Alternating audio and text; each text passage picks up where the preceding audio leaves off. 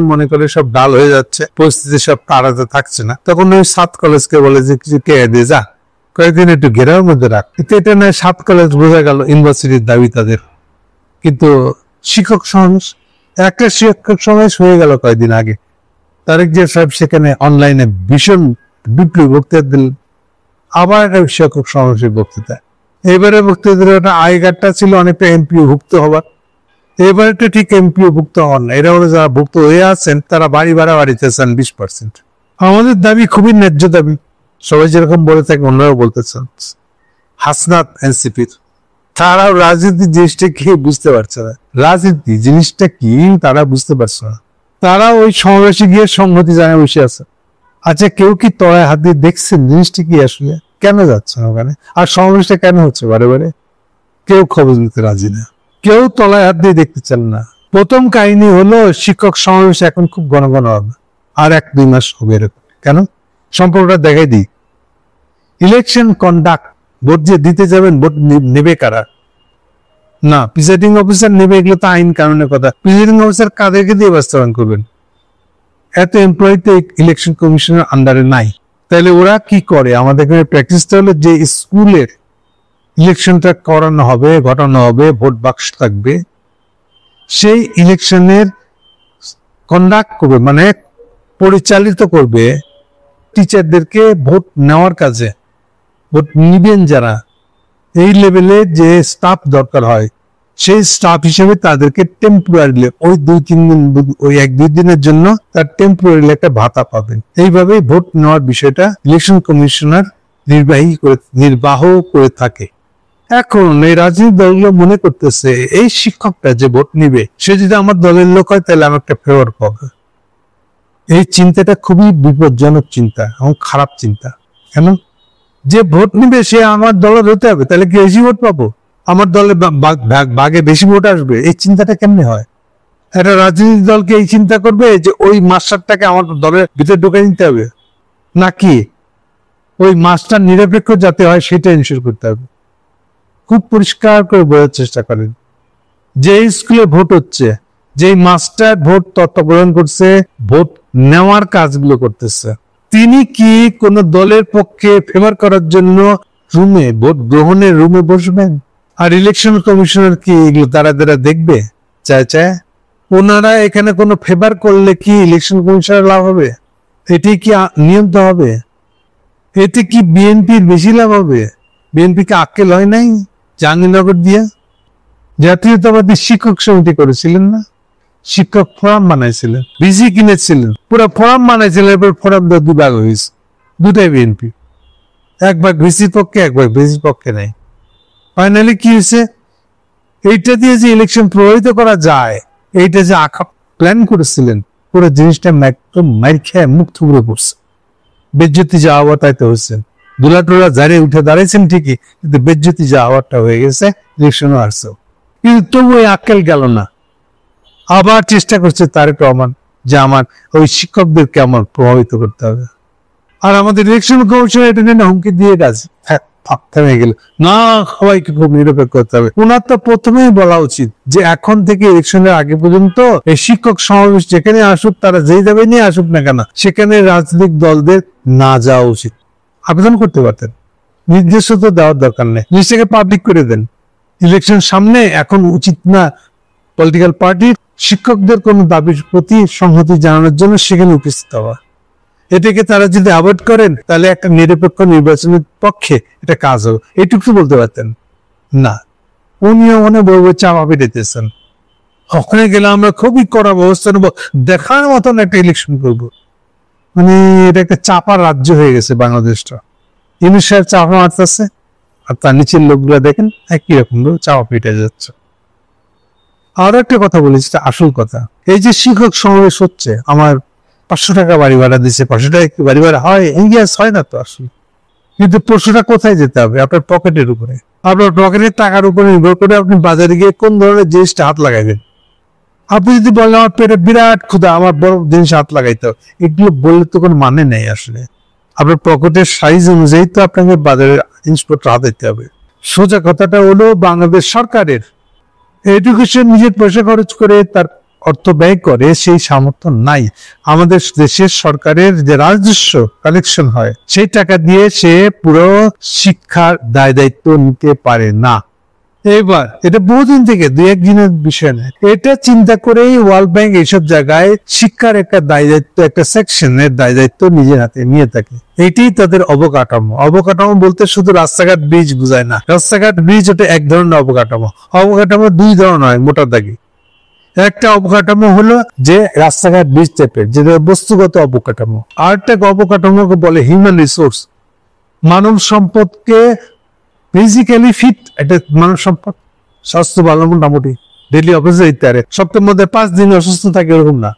আর এডুকেশনের মিনিমাম একটা এডুকেশনের ডিগ্রি আছে তাদের। এটা না হলে পরে সে গিয়ে কারখানার দরজায় গেছে কাজ করতে পারবে না, কারণ তার এডুকেশন নাই, মিনিমাম এডুকেশন।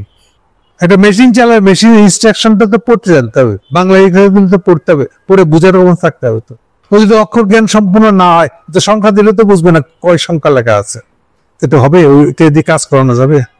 তাহলে শিক্ষিত এক ধরনের লেভেলের শিক্ষিত, মিনিমাম লেভেলের, এটাই মাধ্যমিক লেভেল ধরা হয়, উচ্চ মাধ্যমিক লেভেল ধরা হয়, যেটা না হলে ইনস্ট্রাকশনই বুঝবে না। তো আর এই জিনিস বুঝাই দিলেও বুঝবেন, মেশিনটা কেমনে চালাতে বুঝে দিলেও বুঝবে না। তাহলে একটা হলো এডুকেশন, আরটা হলো হেলথ। হেলথের সবটা সরকার দিতে পারে নাই। কোনটা করছে? যে মা প্রেগনেন্ট হলে পরে তখন থেকে শুরু করে বাচ্চা প্রসব করা, তাকে টিকা দেওয়া, অন্তত নেক্সট 5 বছর বাচ্চাটাকে দেখাশোনা করা, স্বাস্থ্য বিষয়ক এই দায়িত্বটা সে নিতে চায় রাষ্ট্র। ওয়ার্ল্ড ব্যাংক এই দুটো জায়গায় ইনভেস্ট করে থাকে, বিনা পয়সার ঋণ দেয় বা খুবই কম সুদের লোন দেয়। এখন আমরা যদি এইগুলাকে উপরে ভরসা করে যদি মনে করি যে আমরা পুরো এডুকেশন পেয়ে গেছি, তাই কি হয়েছে? না, হয় নাই। এক্স্যাক্টলি বলে দিই, এটা বেশিরভাগ মানুষ জানে না, খবর নিতে চায় না। What is MPO? এমপিও বলতে কাকে বোঝায়? Monthly pay order. কিসের এটা? ওয়ার্ল্ড ব্যাংক নতুন নিয়ম করেছে একটা, যে স্কুল ঘর, প্রথমত একটা স্কুল বানাইতে হবে। এই স্কুল বানানোর খরচ কে দিবে? সরকারের বাজেটে অত টাকা নাই। সরকারের বাজেটে যেটা আছে, পুরাতন স্কুল ঘর যেগুলো আছে সেগুলোকে মেনটেন করে ধরে রাখে, এর একটা খরচ। 2, প্রত্যেক বছর কি পরিমাণ নয়া স্কুল বানানো হবে, পাকা ঘর বানানো হবে, তার একটা বাজেট, তার একটা সীমাবদ্ধ লিস্ট করা হয় যে এই বছর কয়টা স্কুলকে আমি পাকা ঘর দিব, এবং এইটা চাহিদার তুলনায় 10% হয় না। তাহলে বাকিটা পূরণ হবে কি দিয়ে? স্কুলই তো নাই, স্কুল ঘরটাই নেই, মানে স্কুল নাই। তখন ওয়ার্ল্ড ব্যাংক একটা ফর্মুলা দিয়েছে, এলাকার লোকজনকে উদ্বুদ্ধ করেন, ইউনিয়ন পরিষদের চেয়ারম্যান বা থানা নির্বাহী অফিসার যে, তিনিও যেন উদ্বুদ্ধ করেন যাদের জমি জমা আছে তাদেরকে একটা স্কুল ঘর করে দেওয়ার জন্য তারা জমিদান করুক। জমিদান করলে এইবার সেখানে স্কুলটা মোটামুটি রান হয়েছে, স্টুডেন্ট এনরোলমেন্ট শুরু হয়েছে, মাস্টার নিয়োগ হচ্ছে, এগুলো হতে হবে, মোটামুটি একটা ফাংশনাল জায়গায় গেছে। এরকম যদি হয়, এইবার ওয়ার্ল্ড ব্যাংক যে দায়িত্বটা নিবে, ওই মাস্টারদের বেতন একটা অংশ মাস্টারদের একটা বেতন দিবে, তারা বেতনের দায়িত্ব তারা নিবে। কিন্তু ওই প্রত্যেক বছর তার অগ্রগতি কত হচ্ছে, কি ধরনের স্টুডেন্ট এনরোলমেন্ট হচ্ছে, পাশের হার কেমন, এগুলো দেখাইতে হবে। এগুলো না দেখালে এই এমপি ভুক্তটার ক্যাটাগরি আছে, ক্যাটাগরিগুলো পারবে না। ওয়ার্ল্ড ব্যাংক ওই দায়িত্বটা নেয়। অনেকটা বলতে চাচ্ছি যে আপনারা সমাজের দিক থেকে কিছু দায়িত্ব নেন, বাকিটা আমরা নেব। এই যে ওয়ার্ল্ড ব্যাংক যে বেতনের টাকাটা দেয়, ওটা হলো এমপিও, মান্থলি পেয়ার। এখন ওখানে প্রবলেম হয়, যেটা ওখানে ভাগ ভাগ করে দেখা যায় তো কোন খাতের জন্য কত বেতন দিচ্ছে। তো ওখানে যে বাড়ি ভাড়ার পরিমাণটা দেখানো হচ্ছে সেটা খুবই কম। বুঝতেই পারতেছেন যে দানের পয়সাটা নিয়ে, মানে আপনি চাউলটা পাইছেন দানের, এই চাউলটা কারা না আকরা, এই কথা তো বলার কোনো মানে হয় না। বহুত পুরোনো প্রবাদ আছে যে আপনার কাছে যদি দানের টাকা হয়, দানের টাকার মানটা কিরকম, এটা নিয়ে প্রশ্ন তুলে লাভ নেই। সো অলওয়েজ তারা ঘাটতিতে থাকবে। একটা মিনিমাম বেতন হিসেবে তাদেরকে দেখাটা, এটা ঘাটতি থেকে যাবে। তাহলে কি দাঁড়ালো? আলটিমেটলি যে হচ্ছে সরকারের রাজস্ব বিভাগ যদি যত আয় করে, তার জন্য যতটা সে ব্যয় করে শিক্ষা খাতে, তার উপরে এই সবগুলো নির্ভর করে। এখন আপনি ঢাকা এসে সচিবালয়ের সামনে ঘেরাও দিয়ে বললেন 2 দিন পরে পরে, কেন? তারা এখন আসতেছে যে এই পলিটিক্যাল পার্টির ঠেকা কিন্তু আছে, বুঝছো? এখন গিয়ে ধরলে পরে পলিটিক্যাল পার্টি মেলা কমিটমেন্ট করবে, কিন্তু এরাও গাধা। পরশুটা কি কমিটমেন্টের? বিএনপি তারেক জি এখন কমিটমেন্ট করছে, বিরাট গরম বক্তব্য হচ্ছে, আমরা ক্ষমতা গেলে করে বলে কি করে বেলাবেন আপনি? আপনার রাষ্ট্রের যে সামর্থ্য, সেটা তো অনুযায়ী তো আপনি অর্থ ব্যয় করবেন নাকি? নাকি আপনার ক্ষমতায় গেলে আপনার রাষ্ট্রের সামর্থ্য বেড়ে যাবে, অটোমেটিক বেড়ে যাবে? তার চাপা মারতেছেন আসলে। তাহলে আলটিমেটলি জিনিস কি হবে? আসলে হবে যেটা, যে ওই শিক্ষক সমিতির ভিতরে যে বড় বড় 2-4টা নেতা আছে, ওই 2-4টা নেতার পকেট ভরবে, তাদেরকেই ওই তারেক রহমানের নেতার মতন নেতারা কিনে রাখবে, লাভটা হবে ওইটুকুই। ওই 500 টাকার বাড়ি ভাড়া ওইরকমই থাকবে, 20% বাড়ি ভাড়া বৃদ্ধি কিছুই হবে না। এগুলো তো নির্ভর করছে রাজস্ব আয়ের উপরে, ওয়ার্ল্ড ব্যাংক কতটুকু দেয় তার উপরে। তাহলে এটা হচ্ছে মূল বাতার জায়গা। এখন সেখানে না এগুলোর ব্যাপারে কি করা যায় তার কোন হদিস না রেখে, না প্রবলেমটা বুঝে, তাহলে ওখানে গিয়ে সঙ্গতে জানালেন কেন? আপনি ভোটের সংখ্যা বাড়াবেন, আপনার ইলেকশনের দিন ওই স্কুলের ভোটাররা কন্ট্যাক্ট করবে, ওই মাস্টারটা যেন আপনার দলের ফেভারে থাকে। এটা রাজনীতি? এইটাকে দিয়ে আপনি একটা ফেয়ার রাজনীতি করবেন? মানে আসলে কে কি করছেন, আসলে কি জন্য যাচ্ছেন মাস্টারদের কাছে, আর কেন মাস্টারদেরকে ঢাকায় ডেকে নিয়ে আসতেছেন বারে বারে? আমি এরকম দিক খুঁজে পাই না কেন করতেছে। ইলেকশন কমিশনের বা এটাকে দিচ্ছে কেন? এর সঙ্গে ইলেকশনের সম্পর্কটা বুঝে না, এটা ফেয়ার ইলেকশনের সাথে সম্পর্কটা আমাদের কারো কি বুঝতে বাকি আছে? এইটি বাংলাদেশ। এইভাবে এই বাংলাদেশ কদিন চলবে? কতবার আপনার নিজেরা নিজেদেরকে প্রতারিত করবেন? সাদাকে সাদা বলতে পারেন না, কালোকে কালো বলতে পারেন না, এভাবে চলবে? আমি জানি না কবে আমাদের হুঁশ আসবে। Thank you. গতকালকে ইউনূস সাহেবের রোম সফর নিয়ে বলেছিলেন, বাংলাদেশের রাজনীতির সংকট ফেলে তুলে উনি রোম পলাইছিলেন। আসলে এভাবেই বলবো, রোম পলাইছিলেন। উনি যে কোনো ধরনের প্রস্তুতি ছাড়া রোম গেছেন, যেটা অনেকটা আপনারা অনেকে মনে পড়বে, মনে করে দিই, জুন মাসে উনি লন্ডনে গেছিলেন, দাবি করেছিলেন যে লন্ডনের প্রধানমন্ত্রীর সাথে ওনার সাক্ষাৎ হবে। গেছিলেন আসলে তারেকের সাথে কথা বলতে। ফাইনালি স্টার মার, লন্ডনের প্রধানমন্ত্রীর সাথে দেখাই হয় নাই, পুরো জিনিসটাই ছিল একটা আওয়াজ মাত্র। রোমে গেছেন, রোমের প্রধানমন্ত্রীর সাথেও আলাপটা তাই হয়েছে। পত্রিকাগুলো লিখে বসছে, এখন পত্রিকাগুলো লিখেছে যে ইটালির প্রধানমন্ত্রীর সাথে তার বৈঠক হবে। আর আজকে সকালে আমাদের ওই প্রেস সচিব অস্বীকার করতেছেন না, এরকম কোনো মিটিং হবে না। এটা খুবই একটা সৌজন্যের ব্যাপার, যেটা প্রধানমন্ত্রী আর একটা দেশের কোনো কনফারেন্সে গেলে 5 মিনিট অন্তত, যেটাকে বলে সাইড লেনের একটা মুলাকাত বৈঠক যুক্ত হবে না। খুব সম্ভবত এফএও এর মিটিং এ ইটালিয়ার প্রধানমন্ত্রীও প্রতিদান করবে না, সেই জন্য এই সুযোগ আড়াই দিয়েছে। সার কথা হচ্ছে তাদের দেখা হচ্ছে না। অর্থাৎ আমার অনুমান সঠিক প্রমাণিত হলো যে উনি দৌড়াদৌড়ি করে ইতালি পালাতে চাইছিলেন, এই সময়টা উনি থাকতে চান নাই ঢাকায়। বলে কিছু একটা অজুহাতে, কিছু একটা সম্মেলনের অজুহাতে। আমি বলেছিলাম এই সম্মেলনে এমন কোন সম্মেলন না এটা যেটাতে বাংলাদেশ খুব গুরুত্বপূর্ণ কেউ একটা। বলেছিলাম যে এটা যদিও বলা হচ্ছে FAO ফাও এর সম্মেলন, কিন্তু আসলে এটা WFP ওয়ার্ল্ড ফুড প্রোগ্রাম বিষয়ক সম্মেলন। আমি বলেছিলাম যে WFP অর্গানাইজেশনটার সাথে আমাদের সম্পর্ক হলো গ্রহীতার, দাতার না। আমরা WFP গম নিই না মাঝে মাঝে, বিশেষ করে 71-এর সময় তো আমরা এই গম ছাড়া আমরা চলতোই না। আর রিফিউজি ছিলাম 72, 73, 74, আমরা তো সমাজতন্ত্রের মহিমায় এতই ভক্ত ছিলাম যে দেশে দুর্ভিক্ষ লেগে গেছিল। ফলে WFP গম আমাদের কাছে তখন একটা এত সোনার হরিণ ছিল। সো আমরা WFPর সঙ্গে আমাদের সম্পর্ক, আমরা তার গম গ্রহীতা, খাদ্য গ্রহীতা। কিন্তু অর্থাৎ আমি বলতে চাইছিলাম যে এই WFP সম্মেলনটাই আমাদের জন্য কোনো গুরুত্বপূর্ণ কিছু না। এটা আর একটা বোঝা যাবে আর কয়টা দেশের প্রধানমন্ত্রী ওখানে গেছে তা দেখলেও বোঝা যাবে। এতে করে একদিকে যেটা ঢাকবার জন্য উনি পলাইছিলেন, তাহলে দেশে কিসের জন্য ভয় পেয়েছিলেন উনি? হয়ে যাচ্ছে, ক্ষমতা বদল হয়ে যাচ্ছে, ও সময় উনি থাকতে চান না দেশে, এরকম বেচারা ইউনূস সাহেব। যাই হোক, উনি যাচ্ছেন না, মানে উনি দেখা হচ্ছে না, উনি লন্ডনের জিনিসটাই আরেকবার রিপিট হচ্ছে।